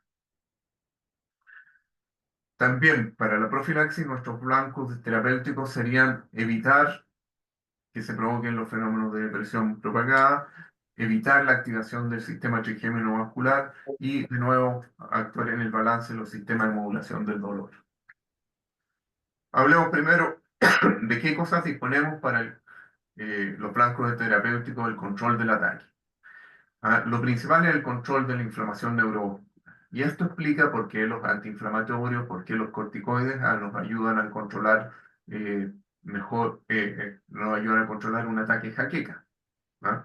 Eso ya no tiene nada que ver con vasodilatación y eso de la teoría antigua, sino que es porque hay una inflamación neurogénica, tratamos con antiinflamatorios, tratamos eventualmente con corticoides en algunos casos y apagamos la inflamación. Ahora, también podemos actuar con agonistas serotoninérgicos, principalmente de los receptores 5-HT1B, 5-HT1D. ¿Ah? Los agonistas serotoninérgicos inhiben la liberación de péptidos inflamatorios por los terminales del sistema trigémino vascular, disminuyen la activación de terminales trigeminales que producen dolor, disminuyen la actividad del núcleo trigeminal caudal y, eso sí, producen vasoconstricción. La vasoconstricción, eh, con la teoría antigua se consideraba que era algo deseable, ahora más bien es algo indeseable por su efecto sistémico. Y dentro de estos agonistas serotoninérgicos 5-HT1B y 5-HT1D, los principales fármacos que disponemos son los ergotamínicos y los triptánicos. Ahora, si activamos agonistas serotoninérgicos 5-HT1F, eh, obtenemos básicamente las mismas cosas que con los 5-HT1B, es decir, inhibir la liberación de péptidos inflamatorios, disminución de la actividad de terminales trigeminales, disminución de la actividad núcleo trigeminal caudal, pero no producen vasoconstricción. Así que eso es una novedad, un medicamento que no está disponible todavía en Chile, pero que se está empezando a usar en algunas partes, que es el lasmiditan, que sería selectivo para los receptores 5-HT1F, no producen vasoconstricción, entonces se pueden usar, por ejemplo, en pacientes con isquemia miocárdica, ¿ah? Pacientes que sufren de angina, por ejemplo, ¿ah? A diferencia de los serotoninérgicos y los triptanes que uno los debiera evitar. Además, otro nuevo fármaco eh, serían los antagonistas del receptor para estos péptidos del CGRP. Y ahí tenemos los GEPAN. En Chile ya tenemos disponibles algunos GEPAN, eh, principalmente el Rimagepan. Para profilaxis. Para profilaxis tenemos una gran cantidad de fármacos que son muy diversos en su estructura y en sus mecanismos de acción. Básicamente antagonistas de calcio, beta bloqueadores, amitriptilina, ácido valproico, topiramato. Probablemente su efecto antijaquicoso sea a través de un efecto cooperativo de muchos mecanismos, ¿ah? Modulación del dolor, lo que decíamos, los sistemas que tienden a modular el dolor, modulación de la excitación neuronal cortical, trigeminal y de las vías del dolor, desensibilización a nivel central, y también algunos tienen algún grado de antagonismo 5-HT2, ¿no? Sí, estos ya son otros receptores, 5-HT2, que los receptores 5-HT2 favorecen más bien la vasodilatación y sobre todo la inflamación, ¿ah? Y aquí lo que uno hace es antagonizar. Eh, su uso, el uso crónico de todos estos fármacos que son tan variados en sus mecanismos de acción inhibe la depresión propagada. Probablemente eso sea su mecanismo de acción principal, inhibir la desexpresión. O sea, actúan al inicio del problema, lo cortan de raíz. Por eso probablemente son efectivos como profilácticos. Ahora, en el último tiempo, apareció una nueva clase de fármacos antiprofilácticos que van dirigidos a este péptido inflamatorio, el CGRP, calcitonin gene related peptide, que pueden ser anticuerpos monoclonales anti-CGRP o anti-receptor de CGRP.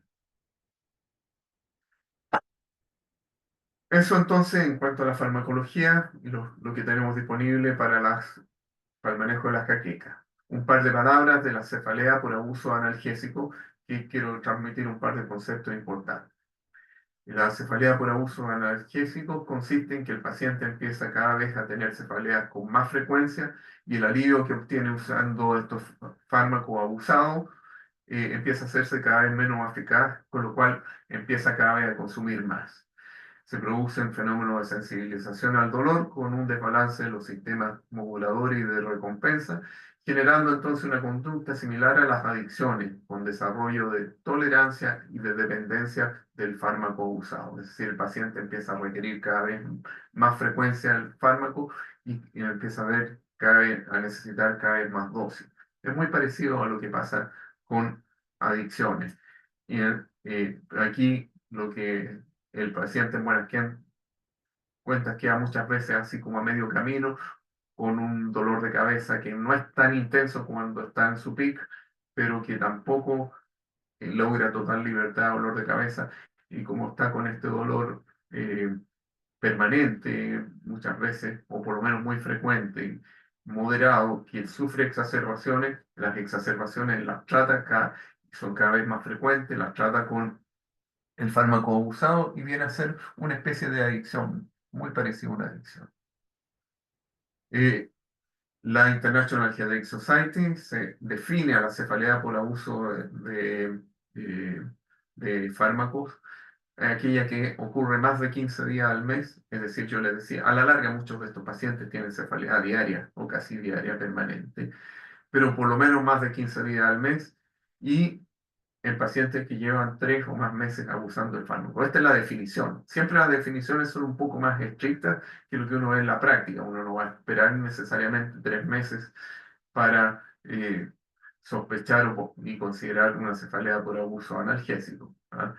Pero en sentido estricto, para cumplir la definición, son 3 meses o más abusando el fármaco y cefalea por más de 15 días al mes. Esto es válido para cualquier analgésico, no es exclusivo para los ergotamínicos. Los ergotamínicos se hizo mucha difusión, por lo menos hace algunos años, que podían producir cefalea por abuso de fármaco, se los demonizó bastante y de hecho algunas personas consideran nunca recetar un ergotamínico. Un ergotamínico, si uno lo usa adecuadamente, no es un mal fármaco, puede ser bastante eficaz. Hay que tener cuidado con más de no caer en cefalea por abuso. Pero no crean que usando otros medicamentos uno está libre y no va a tener riesgo de caer en cefalea por abuso, ¿ah? Puede caer en cefalea por abuso de antiinflamatorios, puede caer en cefalea por abuso de triptane, de lo que ustedes quieran, incluso hasta de paracetamol. La definición de dosis considerada abuso depende de cada medicamento y se define en días de uso por mes. Para los ergotamínicos, para los triptanes, para medicamentos que combinan cafeína con analgésico, cafeína con aspirina, por ejemplo, y para los opiáceos, basta más de 10 días al mes de uso para considerar abuso. Para los antiinflamatorios no esteroidales, para el paracetamol, para la aspirina en general, eh, se requieren más de 15 días para considerarlo abuso. Más de 15 días por más de 3 meses y que tengan una cefalea de por lo menos 15 ataques 15 días por mes. ¿Cómo hacemos para manejarlo? Yo diría que lo más importante es la prevención. Hay que limitar las dosis que el paciente usa SOS y advertir el riesgo. Es decir, si uno va a recetar un ergotamínico o va a recetar un triptán, decirle no puede usar más de 2 en una semana, no puede usar más de 8 al mes, ¿ah? Y si está copando su cuota, tiene que usar otro analgésico alternativo.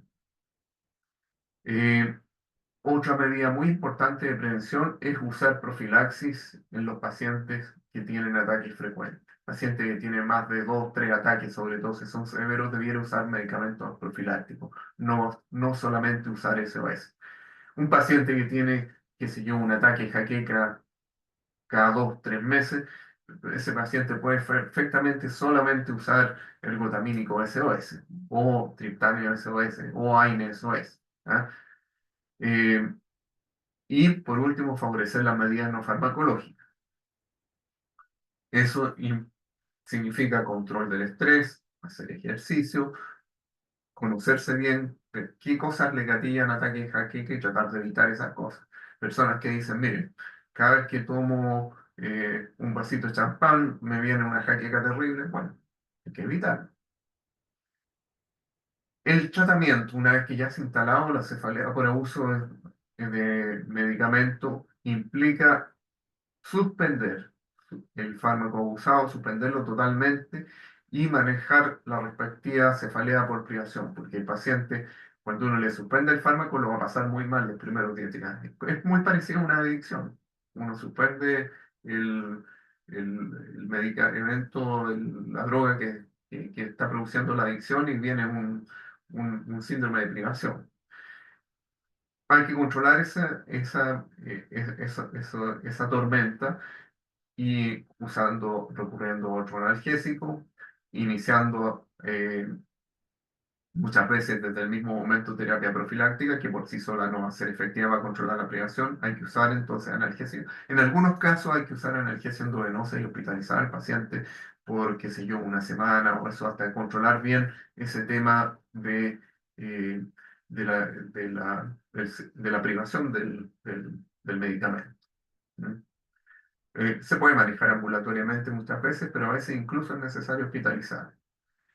Y, por supuesto, hay que tratar adecuadamente la cefalea de base. Hacer un buen diagnóstico si es una jaqueca o si es una cefalea trigeminovascular o de otro tipo, y usar un tratamiento adecuado, hacer una profilaxis adecuada. Mencionábamos todas esas alternativas que teníamos de profilaxis y de nuevo las medidas no farmacológicas. Bueno, eso era lo que les quería presentar de cefaleas. Eh, Creo que son los puntos más importantes que debiera manejar el médico general. Se abre las preguntas y comentarios que quieran hacer. Sí, tenemos muchas preguntas en el chat. Primero tenemos que si el meningismo es un síndrome meningio sin evidencia de infección o es la forma de denominar cuando la cefalea es por causas infecciosas benignas. Eso. Claro, no, el meningismo es un síndrome meningio sin infección, sin meningitis en realidad. ¿Ah? Uno hace una punción lumbar, el paciente puede tener incluso un poco de rigidez de nuca, puede tener fiebre, uno hace una punción, o sea, tiene un síndrome meningio, hace una punción lumbar y ese líquido es normal, no hay inflamación. No, no es solamente eh, un síndrome meningio sin infección, sino que un síndrome meningio sin inflamación. Porque hay síndromes meningios sin infección, pero con inflamación, como por ejemplo las meningitis químicas que se pueden ver en la misma hemorragia subaracnoidea, por ejemplo, puede producir una meningitis química. ¿No? Así que sin inflamación, no solamente sin infección, sin inflamación. Uno hace una punción lumbar en estos pacientes y el líquido a veces, o sea, es habitualmente normal o tiene incluso las proteínas un poco bajas, que nos habla que probablemente se está diluyendo más porque se está produciendo más y eso en parte está provocando las molestias, la cefalea y el síndrome meningio. ¿Mm? Acuérdense, el síndrome es casi sinónimo, el síndrome meningio es casi sinónimo de meningitis. Casi sinónimo. Está el meningismo, que es sin inflamación. La meningitis muy frecuentemente es casi sinónimo de infección, pero hay meningitis no infecciosa. Gracias. También me preguntan cuál es el rol de los estrógenos en la jaqueca y por qué se ha visto que en mujeres posmenopáusicas cesa el dolor, pero persiste el aura. Claro, a ver, los estrógenos, sobre todo el pic de estrógenos cercano a la ovulación, ¿ah? Eh, produce hiperexcitabilidad de la corteza, hiperexcitabilidad también eh, de los sistemas moduladores de dolor. ¿Ah? Y de hecho existen las cefaleas catameniales que ocurren exclusivamente en los periodos menstruales. ¿Ah? O sea, los estrógenos juegan un rol bien importante en eso. ¿Ah? Ahora, generalmente con la menopausia pasan las jaquecas y también las auras, pero pueden ocurrir auras sin jaqueca y es más frecuente que esas auras sin jaqueca, sin dolor, ocurran en la posmenopausia. ¿Ah? Eh, proba- Probablemente por esto mismo, el desbalance en los sistemas moduladores de dolor. ¿Ah? Eh, Ahora, hasta allí es donde conocemos. Acuérdense que la jaqueca es un fenómeno que se ha estudiado, que se ha avanzado bastante en su conocimiento, pero que todavía tiene muchas sombras, muchas preguntas por contestar.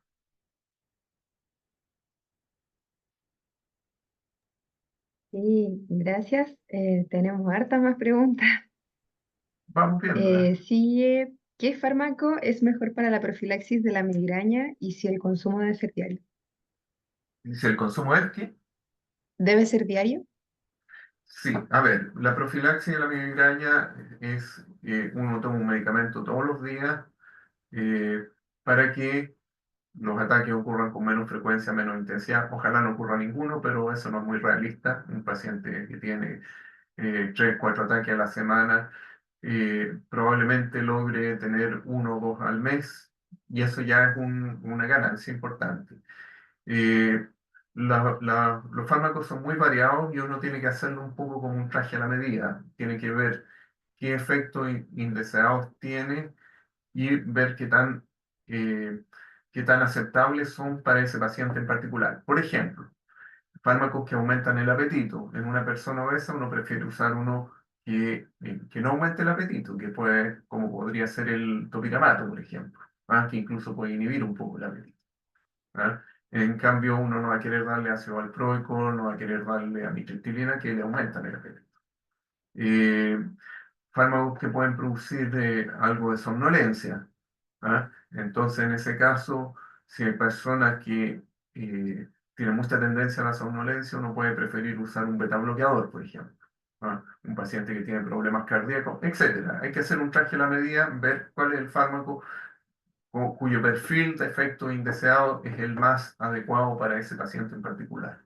Y como decía, hay que usarlo en forma diaria para prevenir los ataques. Por eso mismo no tiene ningún sentido que si es que tienen ataques muy esporádicos y que se controlan muy bien con un medicamento SOS del ataque, no tiene sentido usar profilaxis. Sí tiene sentido cuando son ataques muy frecuentes o muy intensos. De repente, si es que tiene un ataque muy esporádico, tomar un remedio todos los días para un ataque que le viene una vez al año, no tiene ningún sentido. Ya, gracias. En el caso del propanol, preguntan, ¿cómo se recomienda iniciar el tratamiento si es 10 miligramos cada 12 y qué dosis se ha visto más efectiva o si varía mucho entre pacientes? Sí, no, es bastante variable. Eh, en los beta bloqueadores yo prefiero el propanolol, hay que usarlo por lo menos 2 veces al día. Hay pacientes que pueden andar bien con 10, pero generalmente se usan dosis más altas, unos 30 cada 12, una cosa de ese tipo es más habitual. Ahora, yo personalmente prefiero usar otro beta bloqueador para usar una sola vez al día. Tiene mejor adherencia, es menos incómodo para el paciente. El propanolol no es mi primera opción, yo prefiero usar un eh, atenolol o nadolol. ¿Mm? Ya, Y también preguntan, cuando uso ah, atenolol, parto con 25 miligramos, algunos pacientes les es suficiente 25, otros requieren 50. ya. También preguntan qué rol cumple la cafeína al ser administrada junto a los analgésicos. Claro, mira, la cafeína, cuando va junto con ergotamínico, favorece la absorción, eso de todas maneras. ¿Ah? Así que eso ya es una ventaja cuando estamos pensando con el Cafergot o estos medicamentos ergotámicos. Cuando se combina con antiinflamatorios no esteroidales, probablemente también contribuye a este mecanismo de la modulación del dolor. Y, y potencia el efecto del antiinflamatorio. ¿Ah? Lo hace un poco más eficaz, pero lo hace también un poco más adictivo. Recuérdense que según la IHS, para los medicamentos combinados con cafeína, basta 10 días al mes para caer en abuso. En cambio, si ese antiinflamatorio no va combinado con cafeína, son 15 días al mes. Ya, también nos preguntan sobre si el tratamiento profiláctico de la jaqueca es de por vida y si no es así, ¿cómo podemos saber cuándo dar de alta a un paciente? Claro, a ver, el tratamiento profiláctico debería ser por lo menos unos 6 meses en general. Puede ser incluso un poquito más corto, al cabo de los cuales uno puede suspenderlo y allí pueden pasar dos cosas, tres cosas en realidad. Una, si el paciente tiene suerte, permanecer un largo tiempo con un buen control de dolor de cabeza, teniendo ataques muy esporádicos, eso es alternativa A. Otro, alternativa B, es que de a poco empiece a volver a su patrón de cefalea frecuente. En ese caso, tiene que reiniciar el tratamiento profiláctico y en ese caso probablemente mantenerlo por muchos años. En una mujer podría ser cuando llega la menopausia empezar a disminuirlo. Eh, pero eso es en caso, uno puede darse el intento, puede darse la oportunidad de ver a los 6 meses si es que ha logrado tener un control más permanente. Y muchas veces sí lo logran. A veces pasa que tiene un buen control y el efecto de esta profilaxis le dura 2, 3 años y después de 3, 4 años vuelve al patrón. En ese caso uno podría intentar de nuevo un tratamiento por 6 meses, pero si vuelve al tiro con el patrón uno tiene que hacerse la idea de que la cosa va a ser de mucho más largo plazo. Pero el mínimo debieran ser unos 6 meses, amigo. Algunas personas lo usan un poco menos, pero yo creo que lo mínimo era 6 meses. El otro punto a tener presente con la profilaxis es que, como les decía, es el uso prolongado de estos medicamentos lo que logra la disminución de la depresión propagada. Y en la práctica uno ve que algunos pacientes que tienen suerte ya empiezan a notar como la primera semana, pero muchos pacientes no notan el efecto beneficioso antes de que pase 3 semanas o un mes. Entonces hay que advertirle, mire, si usted lleva una semana, 2 semanas y sigue con la cefalea igual, no puede decir que no ha servido el remedio porque hay que usarlo por lo menos un mes antes de decir este remedio no me sirvió.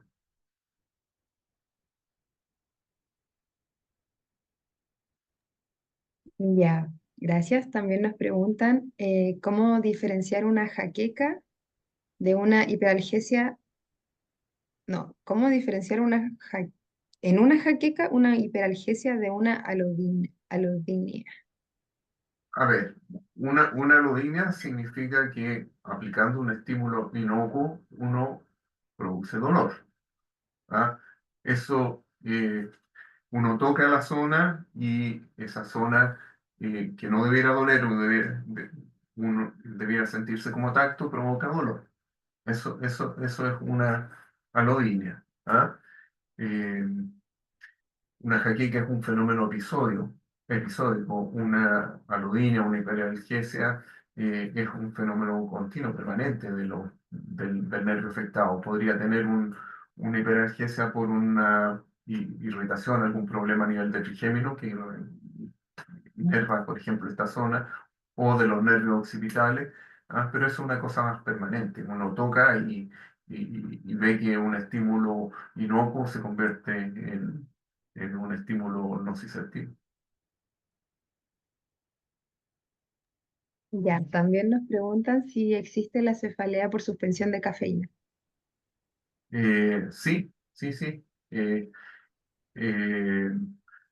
existe una cefalea por privación de cafeína, exactamente. ¿Ah? Ahora Ya está.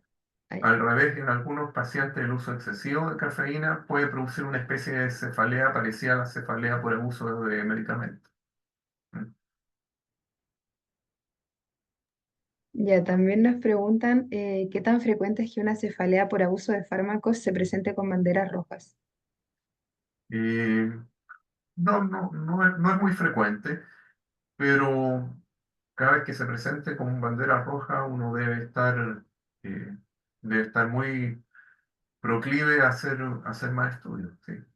Bueno, pero no es lo más habitual. Generalmente eh, es una historia bien clara, larvada, tiene sus ataques habituales y que muy de a poco empezaron, el paciente está usando mucho medicamento. Bueno, podríamos decir el bandera roja en cuanto que es progresiva, sí, y podríamos decir que sí, eso es frecuente, porque es progresiva, es parte del síndrome, pero tiene una historia muy clara de que en realidad ha ido aumentando el consumo de fármacos.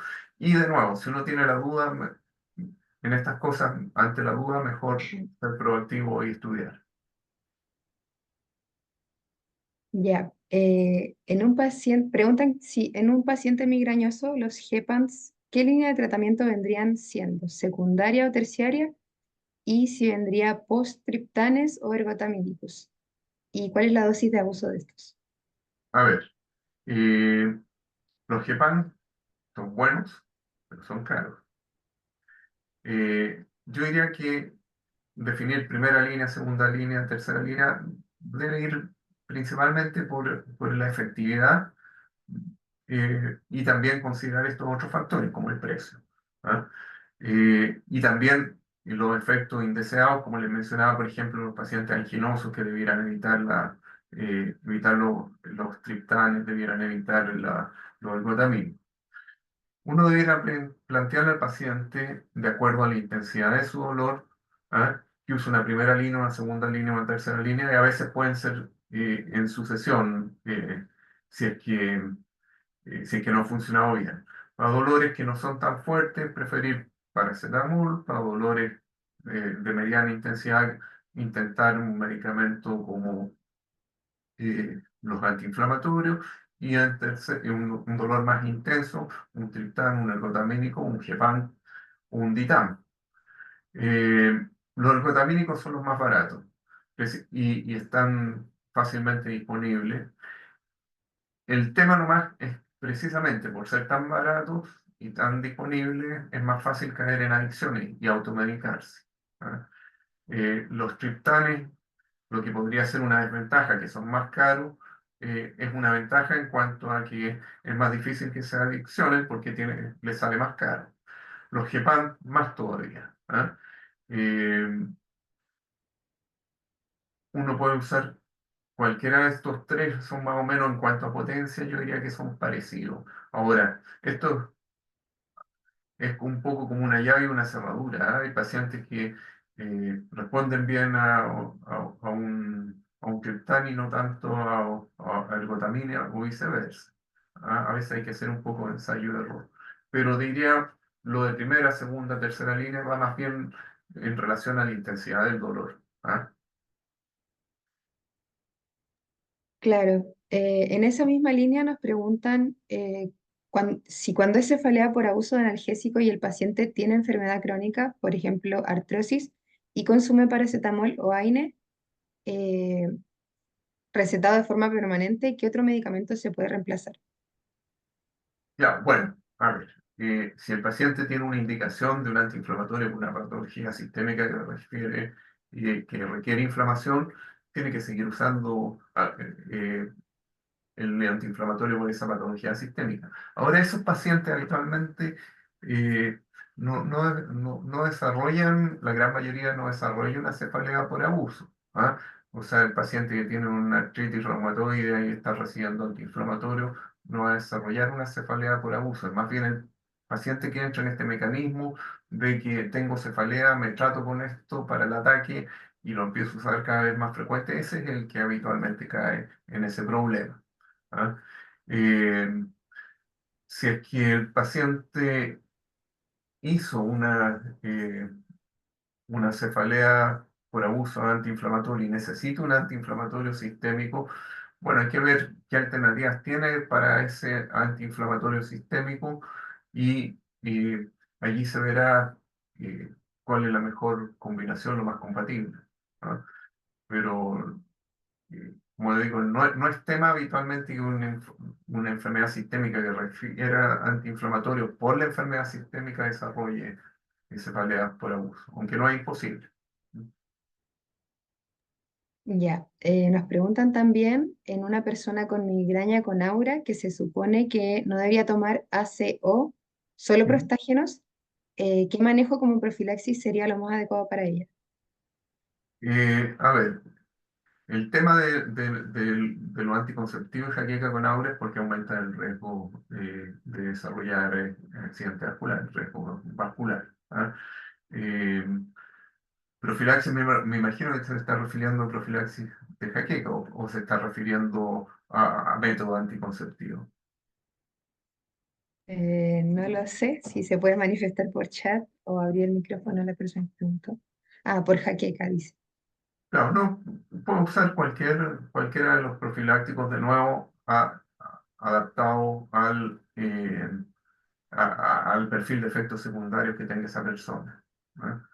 Eh,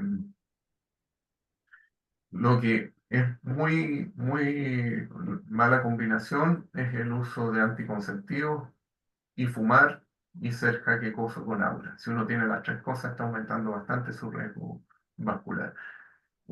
El ser jaquecoso, desgraciadamente, eso uno no lo puede cambiar. El fumar sí, y los anticonceptivos también. Los anticonceptivos hormonales, puedo usar otros métodos de prevención del embarazo. Sí, No también hay, nos perdón, no hay evidencia que sí, el tratamiento profiláctico de la jaqueca le vaya a disminuir el riesgo cardiovascular. a una persona con jaqueca con aura. El tratamiento profiláctico no lo usa para eso, sino que para tratar los dolores. Ya. Mandan las gracias por chat. Preguntan también si se recomienda el uso de suplementos de magnesio para el manejo de la jaqueca. Ya, mira, eso están dentro de los medicamentos que podríamos considerar profilácticos, ¿ah?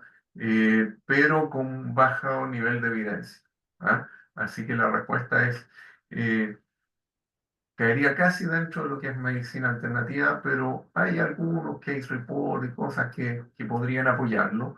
Y si alguna persona dice, lo probé y me hizo bien, bien, porque lo continúo usando. Pero hay poco nivel de evidencia para eso, ¿ah?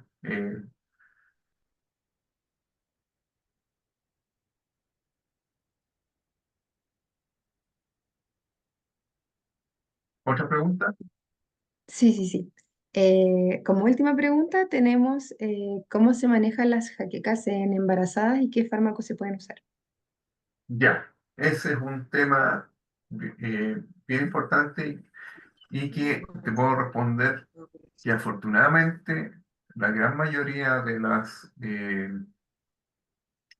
veces las jaquecas, los ataques de jaqueca tienden a disminuir en el embarazo. Aparentemente la progesterona tiene un efecto eh, protector, no, a lo mejor no solo la progesterona, pero en general en el embarazo tienden a disminuir espontáneamente las jaquecas. Igual, una paciente muy jaquecosa puede seguir teniendo ataques de jaqueca. Obviamente no puede usar ni triptanes ni ergotamínico.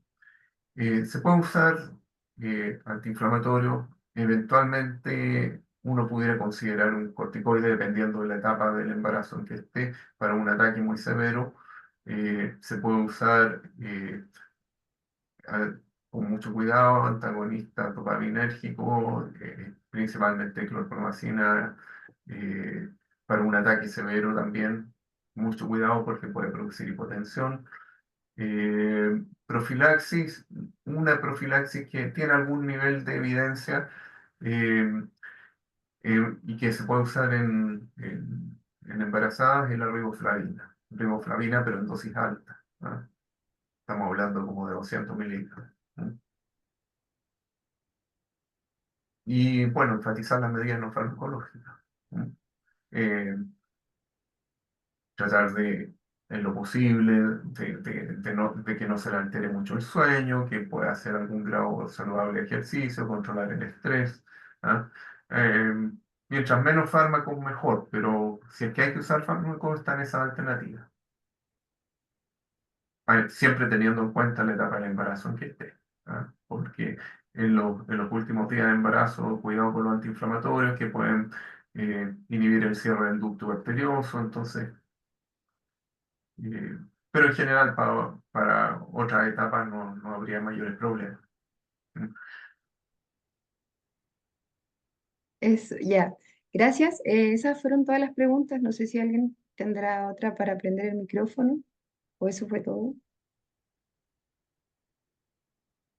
Ya, creo que no hay. Con eso concluimos la reunión y la clase. Muchas gracias por venir, doctor, por aceptar las invitaciones y las clases que va a hacer también más adelante. Y gracias a todos los presentes también. Gracias por estar presentes y por las preguntas. Ya, muy bien. Gracias. Muchas gracias. Usted igual.